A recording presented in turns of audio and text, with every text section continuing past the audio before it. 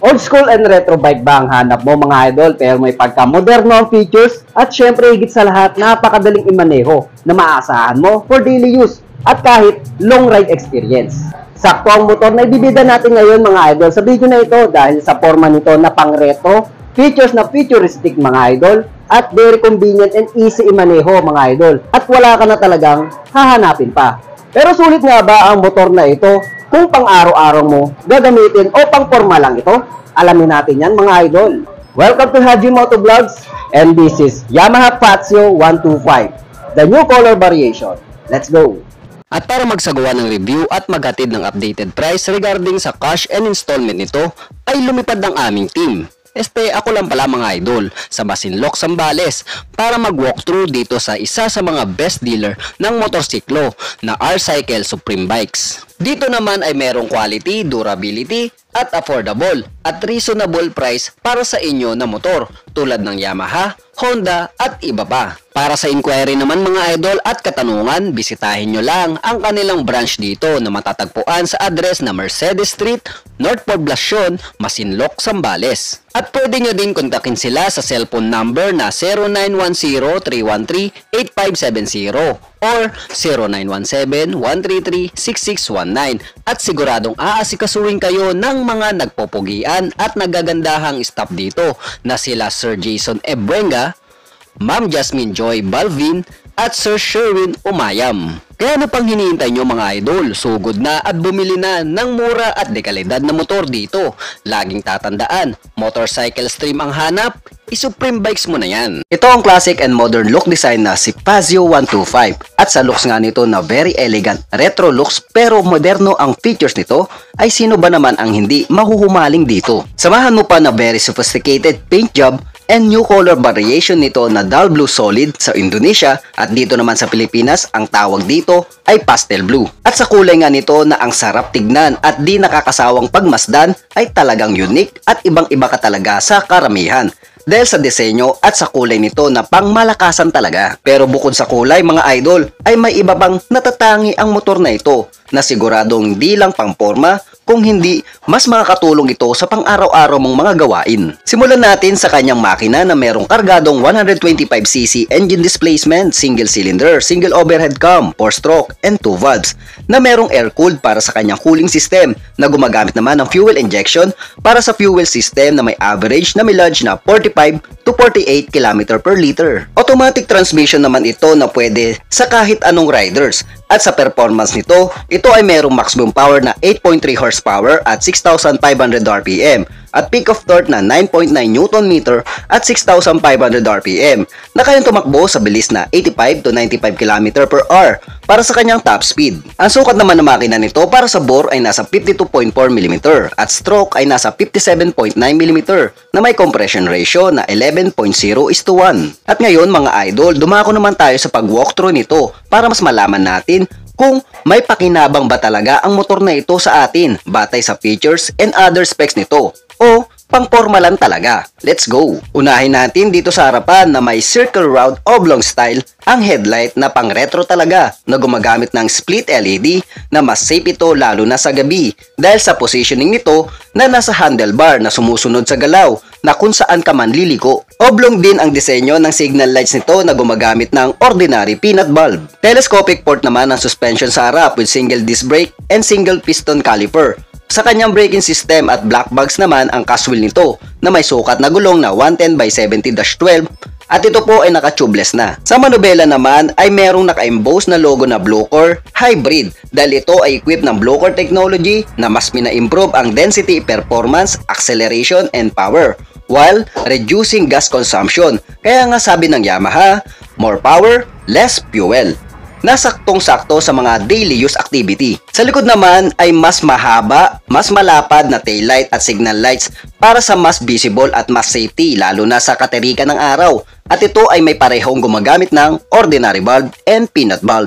Sa gilid naman nito makikita natin ang Fazio model name na may malapad na neon yellow na sobrang bagay na bagay sa kabuuang kulay ng motor na ito. Simple pero napaka-astig ng cover para sa exhaust nito na plastic ang materyales na ginamit. At sa kabila nito ay nandito ang air blower na may black plastic cover din. Single shock absorber naman ang suspension sa likuran na may drum brake sa kanyang braking system at mags na merong glossy black painted finish na may sukat na gulong na 110/70-12 at naka-tubeless na din po ito. At ito naman ang kanyang airbox at crankcase na gumagamit ng CVT drive at pansin nyo na wala po itong kickstarter dahil equipped na po ito ng SMG or Smart Motor Generator for easy igniting, startup engine at sapat na supply ng kuryente sa motor mo. Akyat naman tayo sa manubela mga idol at tunayin natin ang panel nito na oblong ang disenyo na may fully digital reader for easy to read at accurate ang mga meter at gauge na dapat mong malaman all the time.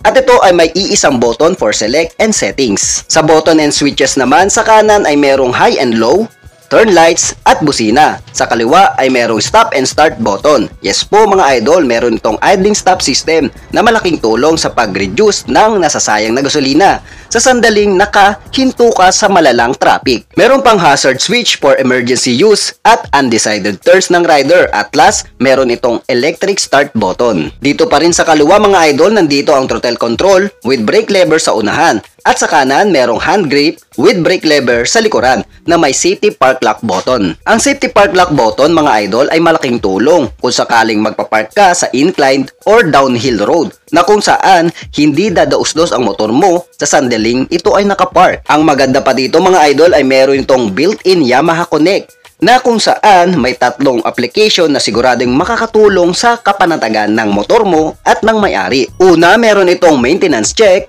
Pangalawa, meron itong message and call register alert. At last part, navigation, na sa sandaling may sakit kang makakalimutin ay bagay sa inyo po ito. Sa convenient features naman, unahin natin itong utility packet with cover na may malalim na sukat na packet. Kahit 5 to 7 inches na cellphone ay kayang-kaya dito itago. Speaking of cellphone mga idol, meron itong built-in power socket outlet na pwede ka nang mag-charge all the time, sakto sa mga delivery rider, lalo na ang yellow cab rider. Integrated shutter lock key with seat opener naman ang kanyang ignition key for better, easy, and safe para sa pag-start up ng makina. Meron pa palang malaking utility packet na kasya ang bottled water na may 500 ml ang sukat or kahit poste na Meralco ay kasya dito basta kaya mong dalhin. Meron naman itong dalawang retractable hook. Ang isa ay nasa harap ng yag balls area at ang isa ay nasa ilalim ng yag balls area para sa kung ano-anong bagay na trip mong isabit kahit na sikabit. Ito naman ang flat footboard na di lang comfort sa paa at hita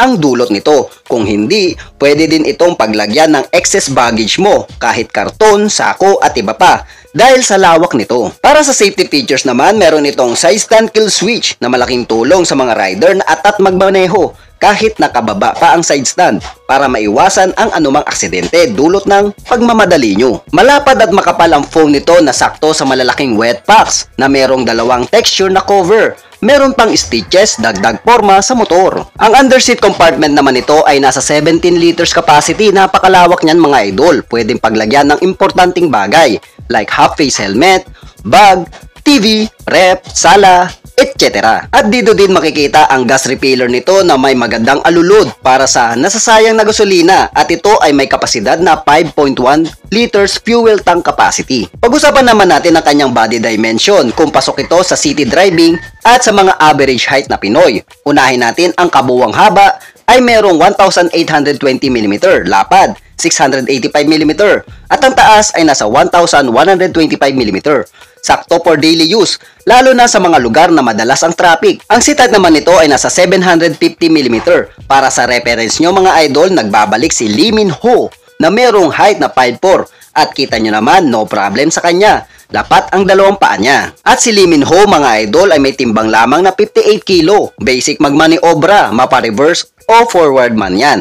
Dahil ito ay may total weight lamang na 95 kilo. Recommended for beginners and lady riders kahit merong kapayatan ang katawan. At sa handling nito ay merong kataasan ang manubela kaya sakto na di masyadong nakakangalay sa braso at likuran. Sakto sa merong edad na, sa long rides o sa long time use na gamitan.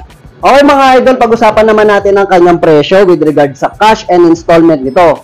So via Supreme Bike Masinloc branch, okay? So ang presyo ay may cash na 93,900. At pagdating naman sa installment nito, meron po siyang lowest down payment na 13,190.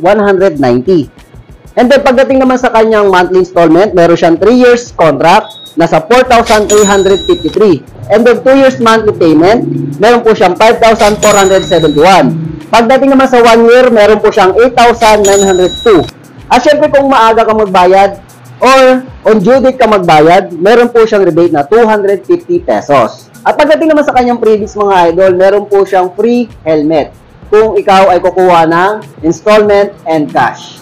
At ayun na nga mga idol, syempre natapos na din ang kwentuhan nating walang kwenta.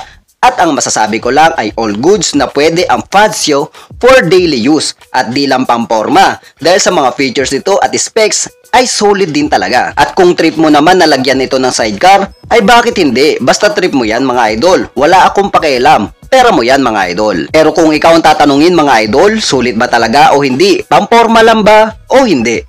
At kung Fazio user ka ngayon, pwede mo bang i-comment ang experience mo para mapag-usapan na? Para tapusin ang video na to, huwag sanang kalimutan mag-subscribe at i-hit ang notification bell para lagi kang updated sa mga ganitong klaseng impormasyon tungkol sa mga bagong labas na motor. At i-like at i-follow nyo na rin ang ating munting page na Haji Motovlogs TV. Pero po si Haji from Haji Motovlogs. Thank you for watching and peace out!